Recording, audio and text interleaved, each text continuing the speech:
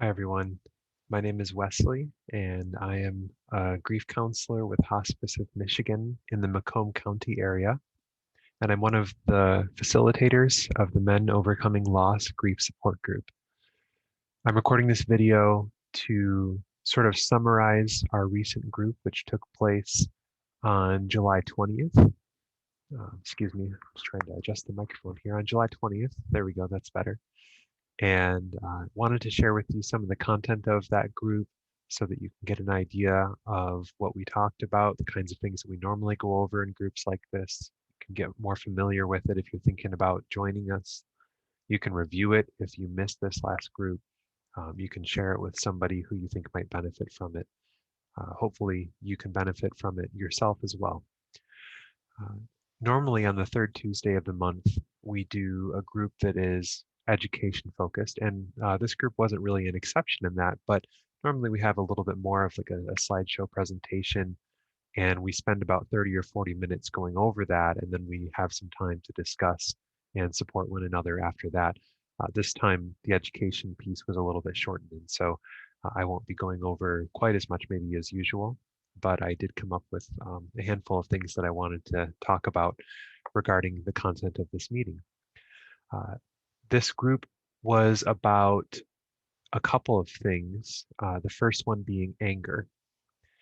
And um, anger, we know, is a very common reaction to grief. In fact, Alan Wolfelt, who is a sort of grief expert, some of our programs and curriculum and content or materials that we put out there for bereaved people comes from his work. And I remember going to a talk of his where he shared that in his observation, anger and guilt are perhaps two of the most common reactions, two of the most common feelings after a loss. Uh, and that can be, regarding anger, that can be anger at um, doctors or medical professionals, anger at institutions, anger at God, anger at yourself, um, anger, although I believe anger at yourself might qualify as guilt. There's kind of a fine line there, if there's one at all. Or anger at your loved one for dying. You can feel abandoned. Um, those are just some examples. I'm sure that there are more that you could be facing or somebody you know could be facing. Not everybody experiences anger. In fact, when I shared this with the guys in the group, right away there were three or four of them who were present who said that that's not something that they've faced, and some of them had been on the grief journey for several months or more. And so I had to clarify that it's not everybody. Not everybody deals with anger in grief. It's not. Some people consider it one of the stages of grief that are universal, and I'm not so sure that that's necessarily true. I mean, might be willing to bet that if you lose somebody you're close to, you might experience some anger at some point, or maybe I would say everybody experiences some anger at some point, but not to the point where it causes you any problems or where it's one of the most significant parts of your grief journey. But again, it is very common. And so chances are, if you're watching this video and if you've lost a loved one, it's something that you have faced or are in the middle of trying to deal with.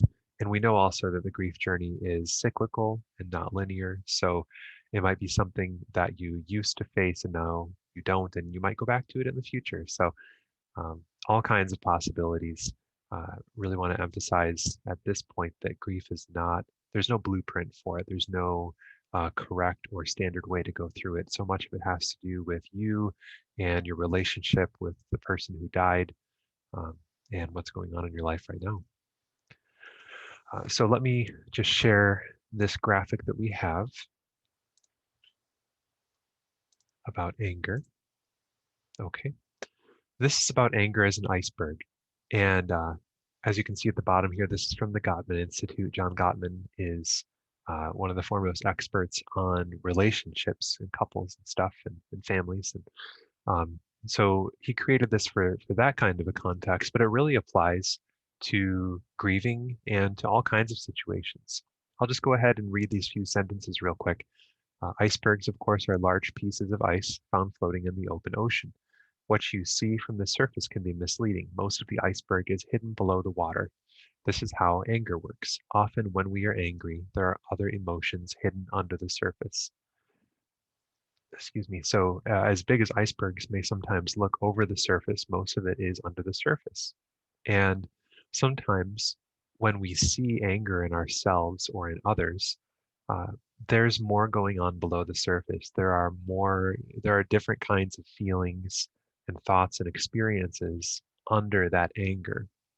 So, it can be very helpful when you feel angry or perhaps if you are trying to support somebody who's angry. But I think that this exercise is especially helpful for examining yourself, to examine yourself, to ask yourself what might be beneath that anger. And so let me scroll down just a little bit, and you can see a bunch of examples right here in this graphic. Um, highlighting a handful. Of course, you've got grief, um, which grief can manifest itself in many ways. So anger can be one of them. Um, Embarrassment or shame, uh, grumpy. I might add hungry to that, or lacking sleep. Um, Stress, guilt, anxiety, exhaustion, unsurety, loneliness, regret, uncomfortable. The word hurt is down there at the bottom, and I'm not sure if that placement is intentional or not, but I have found and observed in my work with grief counseling, and working with people with other kinds of issues that the usual suspect for what is beneath anger is pain. So whenever somebody's presenting as being incredibly angry, I try to ask, where is the pain? Where is the hurt? And is that something that they're willing or open to look at? Um, so it might be something that you want to look at with yourself, but um, many of these other things might be there. One of the gentlemen in the group expressed that um, his primary experience with grief on that evening and up to that point, trying to remember the exact term. It wasn't hopelessness, it wasn't despair, but it was something along those lines, just feeling like, um, you know, there's no point to keep going, um, that he has not much to look forward to, and he's never going to get out of this pit. Those kinds of feelings, which of course are very common after the loss of a loved one. I believe this gentleman had lost his spouse, and that's just such a huge life change and a huge loss. And so normal feelings. Um, and like all aspects of grief, it's something that you can get through, that you can move forward from, even though you never forget your loved one, you never stop grieving completely. So getting back to anger,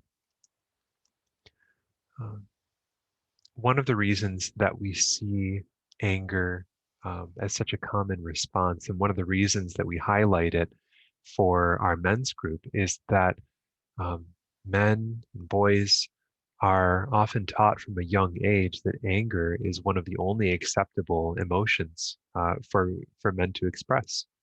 And I believe, and I would like to think that this is a changing trend um, as generations go by and we learn. Um, but traditionally, and in some cases, it's still the case. Boys are taught not to be overly expressive with sadness, with feelings of helplessness or weakness. Um, any of these other unpleasant emotions, even with happiness in some cases, that's part of that stoic idea that you shouldn't be overly expressive with happiness. And a lot of this is cultural. I think it's important to add to, um, in some cultures, this might be more true than in others. But anger is one that sometimes comes across as strength or as power, traditionally masculine attributes. And so um, that's one of the, I guess, one of the thoughts behind, or often it is a thoughtless kind of a thing, but why anger is tolerated or encouraged in boys and as they grow up into men, um, when other feelings are not. And it's why so many of these other experiences and feelings can come out as anger. One of the reasons we brought it to the group. I think it's also important to note that anger isn't necessarily a bad thing. In fact, anger is a feeling, and all feelings are neutral. Some of them are more pleasant to experience than others, but it's not inherently a bad thing to feel angry or even to express anger. That goes for sadness or happiness, um, or relief, or any feeling that you can think of. There's no such thing as a bad feeling, nor is there such thing as a good feeling. So much of it has to do with how you express it. Although you might say that again that there are good feelings in terms of how they feel, and unpleasant ones.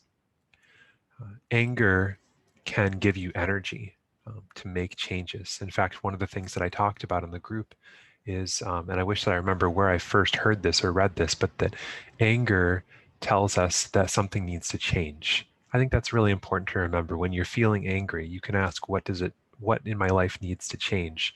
What in my world needs to change that is making me angry? It can help you channel your anger in a way that's constructive and where you can affect change. And again, anger can energize you to do that. Um, I think that it can be um, you can be missing out by neglecting or suppressing your anger, just as expressing it in the wrong ways can be destructive. So that's important to think about too. And I know that in many families, contrary to what I said earlier, regardless of your gender, uh, anger can be the least acceptable feeling. And so a lot of this has to do with how you were raised. Um, and so it's important to note that sometimes one of the most important lessons that some of us can learn in life is that anger is not a bad thing and that it can be a good thing. Um, the important thing is to remember is that more often than not, there's more beneath that anger. So it's good to examine that, especially on the grief journey. um, and so I will go ahead and move on to gratitude. Uh, Let me, I guess, read these sentences here. Gratitude is a thankful appreciation for what an individual receives, whether tangible or intangible. Gratitude helps people feel more positive emotions, relish good experiences, improve their health, deal with adversity, and build strong relationships. People feel and express gratitude in multiple ways. And so there are many benefits to gratitude. I shared in the group, I consider it one of the most important characteristics to develop in myself and for others to develop within themselves. Um, Gratitude is good for us in so many ways, and it's good for those around us as well. And one of the reasons that we present it along with anger is that it's very difficult to feel angry and grateful at the same time. And so if anger is something that you're struggling with, um, switching your focus to those gifts in your life for which you're grateful can be an effective remedy. Uh, so uh, we shared this iceberg, this gratitude iceberg, as a sort of exercise that you can do. And you can do sort of a rough drawing at home if you'd like to. I sent this document out to the men in our group, and so if you're interested, I'd be happy to send it to you as well. My information's on our website. Um, and what you can do is take a look at this iceberg of gratefulness and um, think about the fact that there are, just like with anger, there are many things beneath that gratefulness. There are many things um, behind it, many things causing the gratefulness. So you can think about those things for which you are grateful. They might be some sort of generic and simple things, and yet still very legitimate and meaningful. The nice weather today, your family or your friends, um, just this gift of life and of existence. Or they might be very specific to you and your life. And it can be so helpful to meditate on these things, to focus on them intentionally. And it's so easy to go through life without focusing on them. That's where we get entitlement. That's where we get cynicism, just sort of taking for granted all those gifts that are a part of life. And then down below here, and again, I had sent this out and it's available to you as well if you want to contact me. But these are some examples of things that you may be grateful for, that anybody may be grateful for. Not all of them apply to everybody. As I pointed out, like I don't have a pet. um, and there are others, of course, here to that might not apply to everyone. But here we have 50 examples, and at least 80% of them, 90% of them are going to apply to just about everybody who might be viewing this video. So another form of this is a sort of a pretty popular and proven counseling intervention, and that is to fill out a gratitude journal. You can keep a gratitude journal. You can have a separate book just for a gratitude journal. And so the idea is that every day you spend time, 10, 15 minutes, writing down things that you're grateful for on that day or in that moment. Or maybe you list 20 things every day and you try to switch it up once in a while with new examples. What a difference it can make to bring to mind those things that you're grateful for uh, every day, or multiple times a day, or just whenever it comes to mind. So I think that that is about all that I have as far as the material goes. There was plenty of sharing in the group. Guys were talking about their experiences of anger and of gratitude. So it was a really nice time together, and time of sharing and of support and encouragement and connection. And so it was a beautiful thing to be a part of, as always. Just want to remind you that we meet the first and third Tuesdays of each month, the first Tuesday being more of a support-focused group, less of that educational piece, and the third Tuesday, as I said, being more education-focused than the other. And we invite you to join us. It's a really nice time to be together. If you have any questions or if you're interested, again, you can find my information and some of the other facilitators as well at HOM.org. HOM is for Hospice of Michigan. And up at the top of the page, you can click Grief Support. And from there, it's very easy to navigate to all of our grief support groups, including Men Overcoming Loss. And again, the contact information for the facilitators of each of those groups is available there. So we invite you to join us, whether you do or not. Thank you so much for taking the time to view this video. I really hope that you found it helpful, and take good care.